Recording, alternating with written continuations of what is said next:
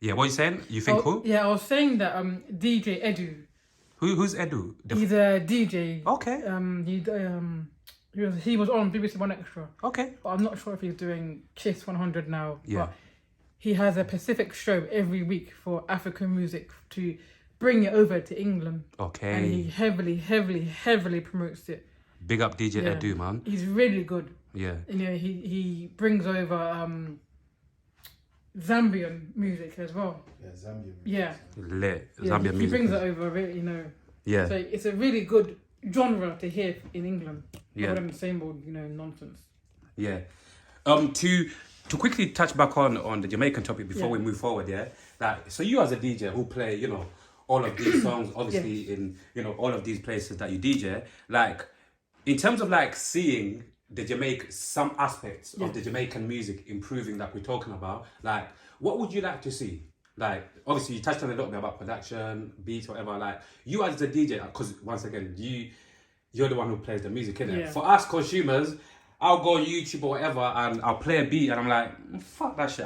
I'll keep it moving straight away. I'll be like, fuck that shit. Yeah. But obviously you guys as a DJ, you want in these different places that you go to, like I said, you want to cater to different people. You want to continue playing different music. So it's like, like, what would you like to see moving forward from Jamaican Moving forward, music? I would like to see just different beats coming out. Yeah. Just different beats and a bit more dignity from the women. Yeah. Because, you know, the women like wear short mini skirts and Crazy. just half naked, and it's not an ideal situation for the next generation, in my opinion. Yeah. Next generation are not healthily learning from, you know, half naked people, in my opinion.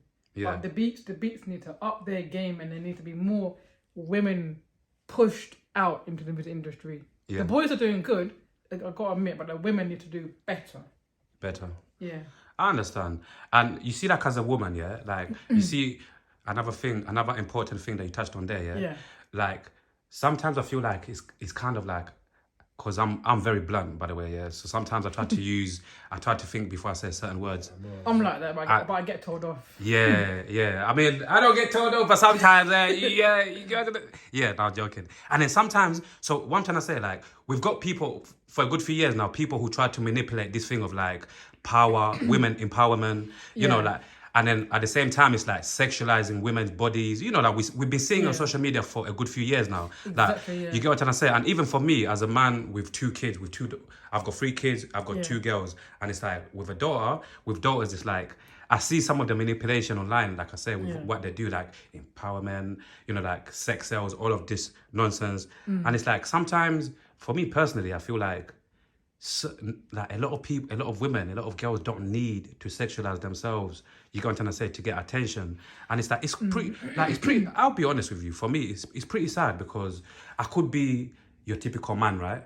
To just look at a picture and think to myself, oh, that's sexy, and just look at the other way, you get me? But after a while, when I see it all over the place, and on my algorithm, I don't know why, but I keep on what I'm seeing more than ever now, a lot of these girls who are using the fitness industry to sexualize themselves as well. Let's keep it real. All of us see it.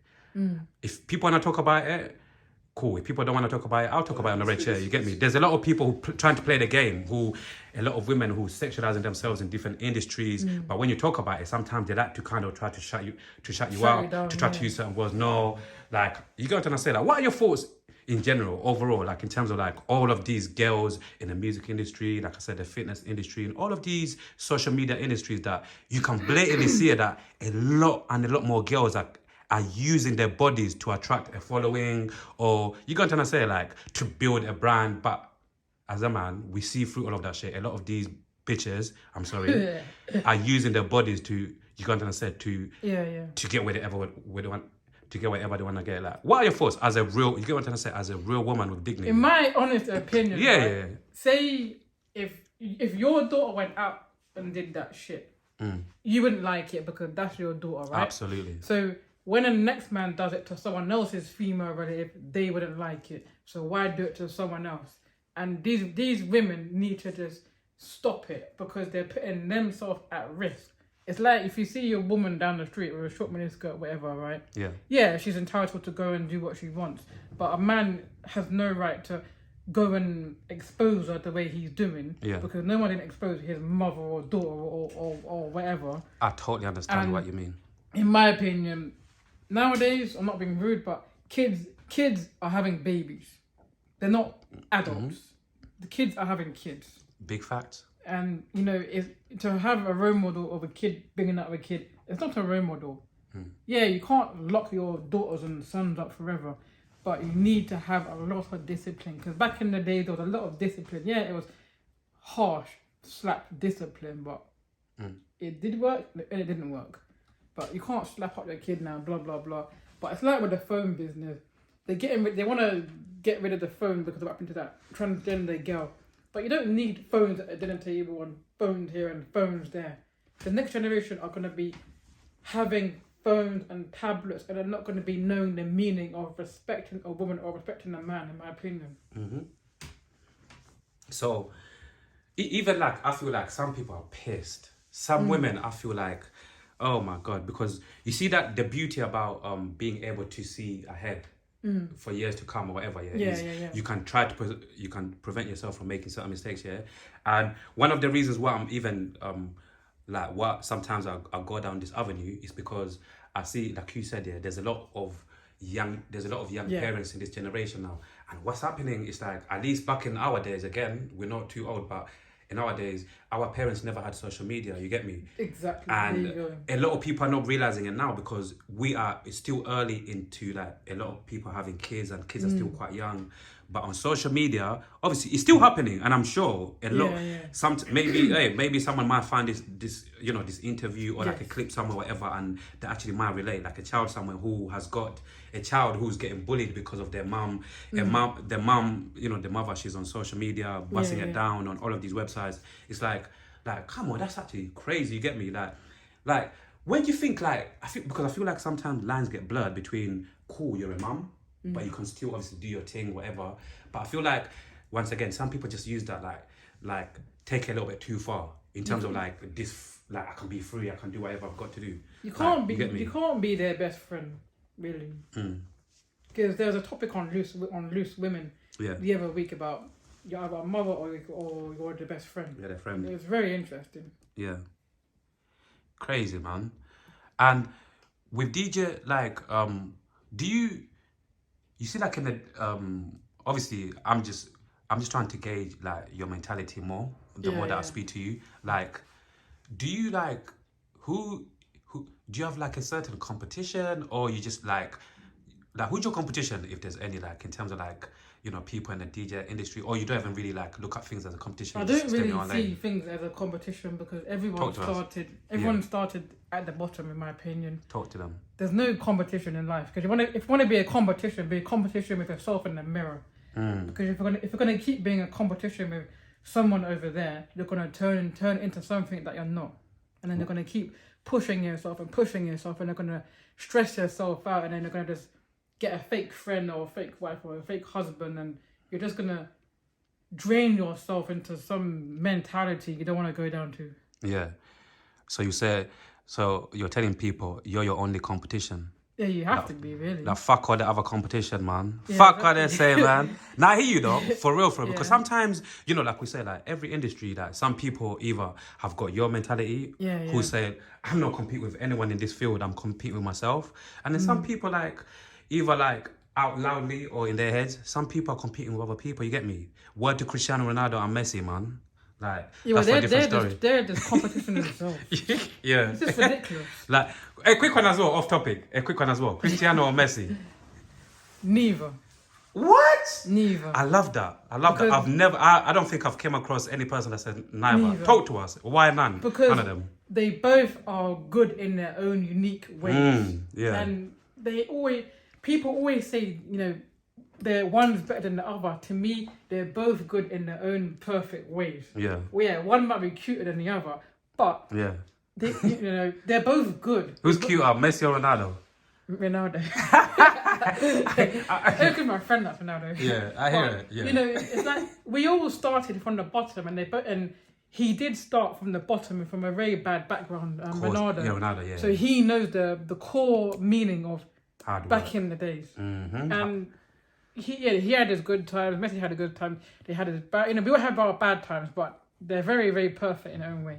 Yeah. And you know, they're both worth something. Yeah. But you can't put a price on someone's life, in my opinion. I hear you, man. Because a lot of people, they lose their heads on this topic, innit? A lot of people. Use their brain cells. A lot of people, yeah. Favoritism, that's what it is. It is. Keep going, bro. But it's like, I don't know, it's like when it comes to Man United and Liverpool. Oh, you know, the stupid little derby, or Man City or Man United. It's like, oh yeah, Man U's gonna win. No, Man U's crap. Man U's not how it used to be, man. Yeah, even though we did face Liverpool recently, so yeah, innit? Yeah. My partner was like, okay, I'm trying to fucking shit off. I'm like, who won? He's like, oh, you know, it's whatever score it was. Can't remember what it was. But when it came to added time, I thought, well, let me just pull it on to see what the hype was about. Because my friend weren't replying, so he must have been in a sulk. My partner's taking long to reply, so he must have been watching. Watching them. Is he a Liverpool My partner's a Man United fan, and my friend's a Liverpool fan. Come on, big him up. So I'm kind of in the middle. Shower, man. No. Your partner, shower, man. He knows what time it is. No. You get me? Big him up. Do you want to say his name? No, because he's like slagging his own team off. Yeah. To be fair, right now we're doing shit right now. Right now we're in the mud. And well, to be fair, we've been in the mud for... We did take on Liverpool and we did alright against them. So I was so surprised that they won, but it was fixed. I told it was a fix. Fixed? He even admitted Fixed? He even admitted it was a fix. What? At Old Trafford, they're fixed. Oh my God. How can you just... No, 8 minutes to go or 4 minutes to go. Yeah. It was 10 minutes. The referee added 10 minutes. Big up the referee, shower man referee. There's no way you can say, right, 8 minutes is over and it add an extra 2 minutes. No, it's a fix. He wanted Manny to win. It was a fix. To be fair, like nowadays, I think over the last 2 to 3 years, like in terms of like added time, yeah, you see like at the end of the game, added time, it's getting ridiculous, man. Remember before, there never used to be more than 3 to 4, even 4 minutes before used to be like 4 minutes at a time. And that is it. But now it's like you even get, you said, you even get 8 minutes, 6 minutes. Yeah, they've extended it. Crazy. When it comes to my team, you know, we don't get added time. We just get VAR slapped in our face.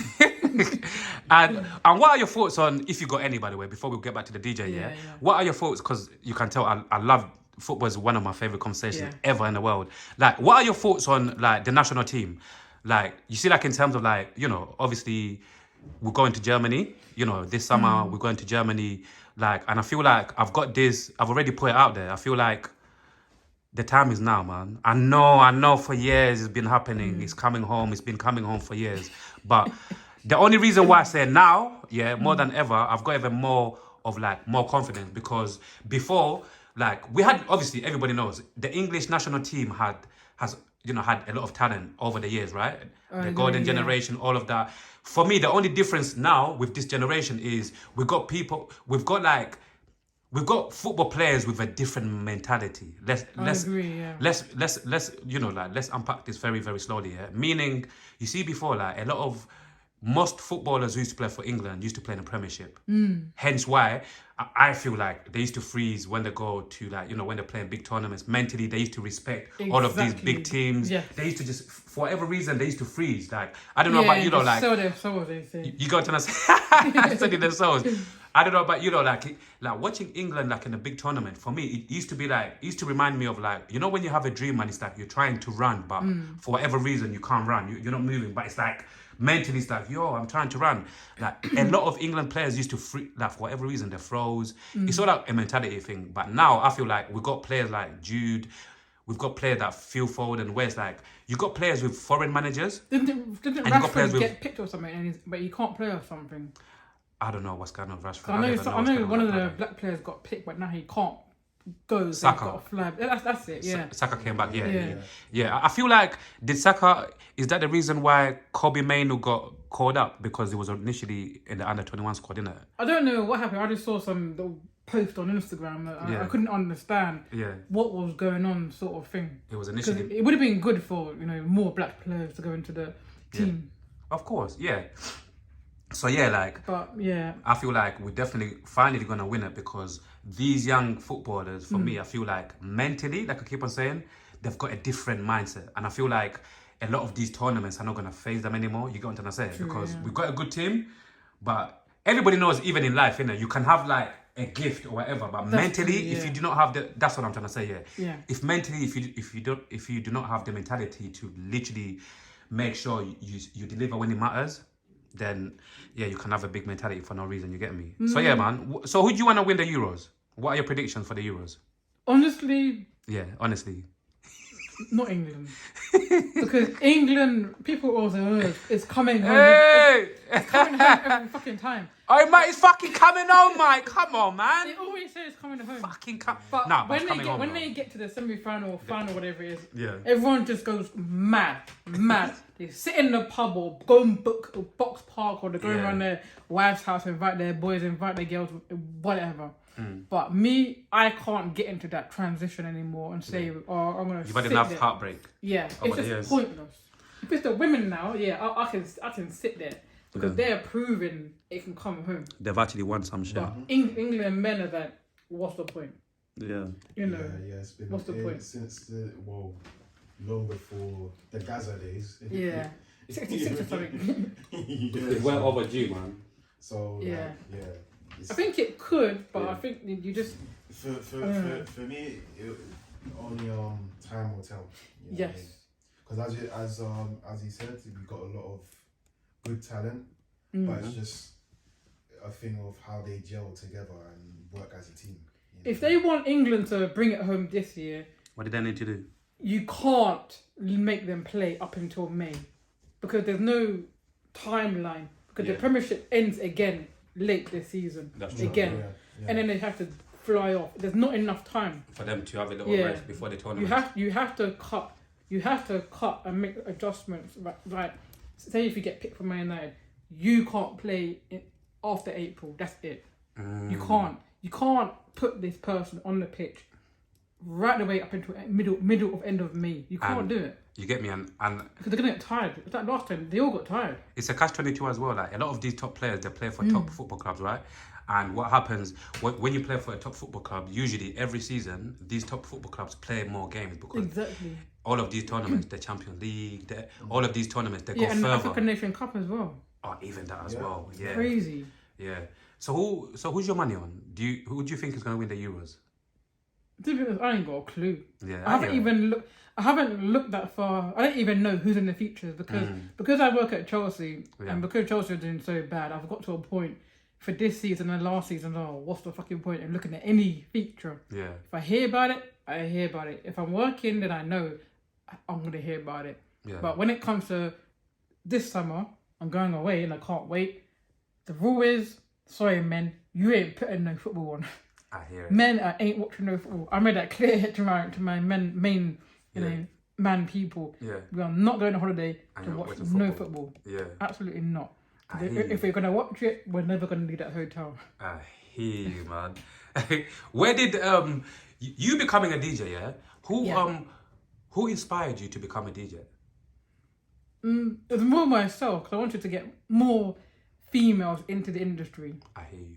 So I thought, okay, look, I'm a female.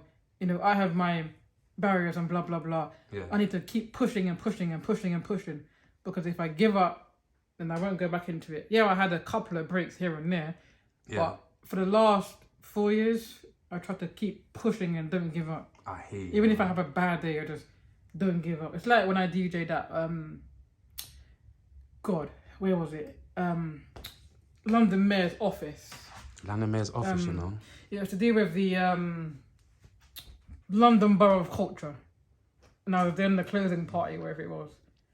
Yeah, you had some miserable people there, but I felt the time wasn't the time to go and play bashment and whatever. It wasn't the time. In my heart of heart, especially in the early morning. But the clientele and what it was for, I wanted to keep it mellow and calm, not rave. And plus, they didn't have good speakers, so I didn't see the point in to go all out. Even though I was told, to go all out, but I didn't feel the need to go all out, in my opinion. Yeah. There's a time and place for everything. There you go. I'm glad you said it because not everyone agreed with me at all. Yeah. So talking about female DJs, yeah, Yes. like do a lot of female DJs in the UK fuck with each other? Be honest. Like do a lot from your journey, from what you've experienced, yeah? Like have you came across quite a lot of female DJs that you guys, like that are actually, willing to support each other, bounce off each other, even recommend each other, like, like certain gigs or certain things. Like, yeah, man. A lot of What's going on with the female DJs? A lot of my DJ friends, we tend to look at each other's posts and, bounce off each other and just, like, if I see something, I'll comment and they'll say, yeah, contact these people, blah, blah, blah. Or if I see something, I'll recommend them, But I try to keep my DJ circle small rather than big. Cause Why is that? Because it's like they say, when you've got a big circle, they tend to bit off, slag off and backstab and all this business. But I tend to keep it small so I can have more of a focus. And more peace. Positivity. I hear you, more peace Not as well. negativity sort of thing. Because last year was so negative, it was unbelievable. Yeah. In my opinion. But yeah, with DJ Timmy and quite a few other people. Yeah, big some of them up, man. Big them up, man. They're very nice people and Yeah. they haven't put me down and they follow me, give me tips, Love that, and I yes. just watch their things. Yeah. Nah, I love that, man. Yeah. And how does your family, like your partner, your family, like what do they think about your DJing skills? Well, my uncle thinks I'm good. Yeah. And he gets jealous because I had this controller. Hey, uncle, why are you getting jealous, uncle? Bombo Club. I got jealous of him because he had this SR2 before me. Okay, so is he a DJ as well? Yeah. No, he's a carpenter. A carpenter. Yeah. Oh, okay, cool. But he does cool. DJing, like, he wants to learn to DJ, We hear him. But I'm like, oh, can I have it? Again, no. Like, this room is his man cave. Yeah. The whole thing is full of vinyls.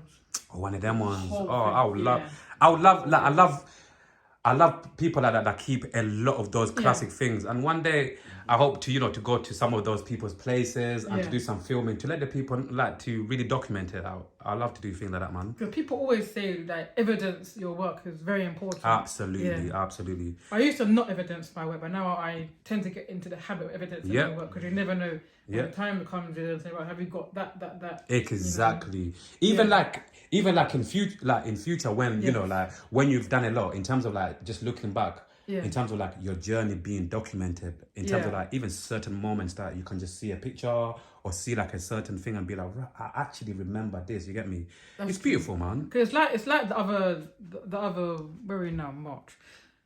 Say end of February, beginning of March. Yeah. Someone sent me a message saying, Pirate Studios are doing this launch for DJs. Okay.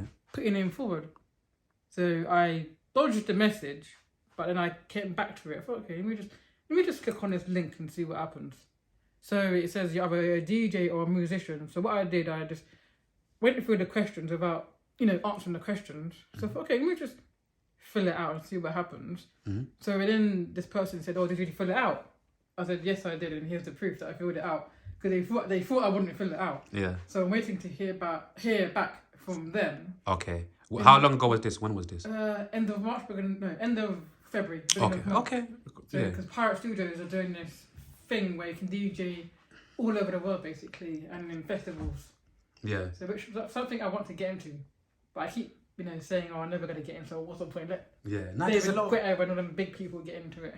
Yeah, man. I would love to see you at a festival as well, man. One of them places and it's like, the big ones. I'm a nut. Trust me, man. The big ones. Yeah. But if you're a DJ, just put yourself forward. Yeah, man. Because you never know what could happen. That's true. Yeah. It's like I went to the South Bank. I thought I'd never get in, but I got in. And everyone from different ethnicities, come to South Bank. Yeah. You meet different walks of life in South Bank, in my opinion. Really. And there's another one. Not Pop. Pop Golf in Wembley. Oh, I've heard of that. Yeah. So they messaged me on Instagram last year, and there was meant to be this DJ competition, and whoever wins gets to be the resident DJ. But the person was off sick, so that's put back. And I emailed them again in February, January. So they said, I haven't forgotten about you, but there's a little bit of technical things and people off sick and blah blah blah. So at the moment, that's up in the air because there's a lot of sickness going on and family health going on. So at least they explained, because I thought, I thought I missed it. Yeah. They said, no, you haven't missed it, and we're keeping you in mind. And then I got another message from this event people, because there's a female event in April in Camden Roundhouse. So what I did, I just commented on one of the posts. They said, oh, tag a DJ, you know when you tag a DJ friendly or tag a friendly? Yep. So what I did, I just tagged someone in, you know, because I don't win competitions. That's me. I don't win anything. That's me. But then I got this random message. They said, you've been shortlisted. Like, we've seen your stuff, blah, blah, blah. You've been shortlisted. I thought, nah, I'm going to bed. I'm going to bed. This ain't real. Yeah. So when I woke up yesterday, I thought, okay, this is real. So what I said, yes, thank you for the opportunity. Yes, I would like to go through to the next stage. So now I have to wait till Monday to see if I win. Yeah. Hopefully you won, man. Yeah, man. You know, fingers crossed. Congratulations with Thank that. you. Even you say like, because I'm telling you, I'm gonna be honest with you. Some people might call me a deluded, a dreamer, or whatever. Yeah. You know, like I always said to my friend, I'm gonna keep on dreaming until I leave this planet. You get me? That's true. So whenever I hear certain people and they say certain things, and I'm like, oh, why would you think that? Like you said, you usually don't really win these tournaments in it or whatever. Like, Yeah. Like, do you believe that, or have you entered enough competitions, or like, what really made you say that? I've entered a couple of competitions throughout the years, like drawing and things like that. Yeah. And because I'm always used to people putting me down or telling me no, or come back this Fuck year. those people. I'm gonna tell those people from the get go. It's because I got Fuck used to it. those I people. just, kicked it at the forefront. Yeah. For the last couple of years, I've taken my partner's advice and fuck them. It's like my friend said, oh, fuck them, but straight up. I don't want to get too ruthless, because when I get ruthless, I can get I hear it. ruthless sort of thing. I hear it, man. But sometimes, I believe sometimes like we need, you get me, because obviously we all, first and foremost here, we're all about positivity. But at the same time, we've got that balance where it's like, if somebody's, if I feel like somebody's trying to put down somebody, or somebody's practicing hate or whatever, we here on the Red Chair, we are so quick to say, no. Fuck that shit or fuck that person. Keep doing your thing, because, like, we all hear it on a daily basis, or sometimes where we're always going to get motherfuckers. You get me? Like, the reason why I feel like certain people slowly are starting to gravitate to us even more, because it's like, besides social media, whatever, we are, what you see is what you get. We some real guys. We're doing whatever we want to do. We know what we want to get, but at the same time, it's like we don't take no shit in terms of like if somebody trying to put us down or whatever. It's like nah, nip that at the bud. So when I hear certain people say that, I'm like, fuck them. Keep doing your thing, because at the end of the day, like in my eyes, hence why once again, like I reached out to you, and it's a pleasure for us to meet you, like in real life now, because you're doing your thing, regardless of what these motherfuckers are saying. How many people, even what I want to talk about as well, like in terms of like you working at Stamford Bridge, you get me, like how many DJs can say that? How many you get what I'm trying to say? Like there's level to this shit, like. And and it's not like you went there for only a weekend or whatever. You've been in this motherfucker for years. You've been doing your thing for years. You get me? So most people just leave after 2 matches. Come on, you get me? You got what I'm trying to say? Even like going back to you get me? Like you working like like with Chelsea at Stamford Bridge. Like how did that come about, and how long have you been working with Chelsea? It came about with my old college teachers. My old college teacher. Because her mum worked at Chelsea, so they just filled out an application form, and then they just took it from there. But then she saw me, going home one day from college, and when you just see someone in the car and they start tooting you and they ignore, and she started yelling. She said, "Right, iron your uniform tomorrow, because you're going to Chelsea tomorrow." So there's me running home, saying, "Mum, I'm working at Chelsea tomorrow." She said, "Right, I'm gonna iron your uniform. Make sure you go to bed early."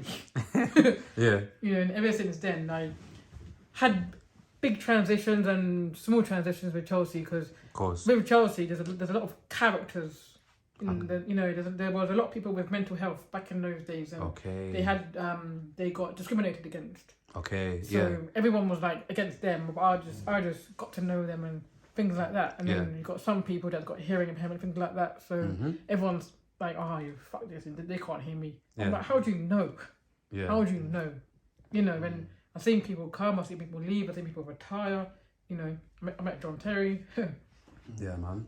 And over the years, like for you, because you sound like you've got a very like resilient character. You get me? Like you sound Yeah, like you're yeah. very resilient, and I love that. I love to meet people like you with that kind of characteristics. You get Yeah. me?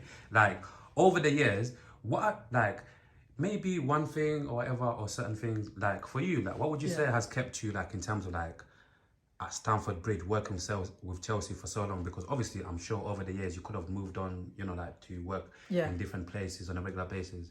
What has made you stay there for so long? I think it's just The people, because it's definitely not the results of no. the football team. You know what doing shit. I'm sorry. I'm just going a bit crazy today. Sorry. Yeah. No. It's the fans kept me going. The Yeah. fans and I made some friends as fans and Love colleagues. that. Yeah. And they kept me going. There was a couple of times where I said, right, I ain't coming back tomorrow. Or I'm gonna keep saying I'm sick and don't come. Yeah. There has been times where I've done that.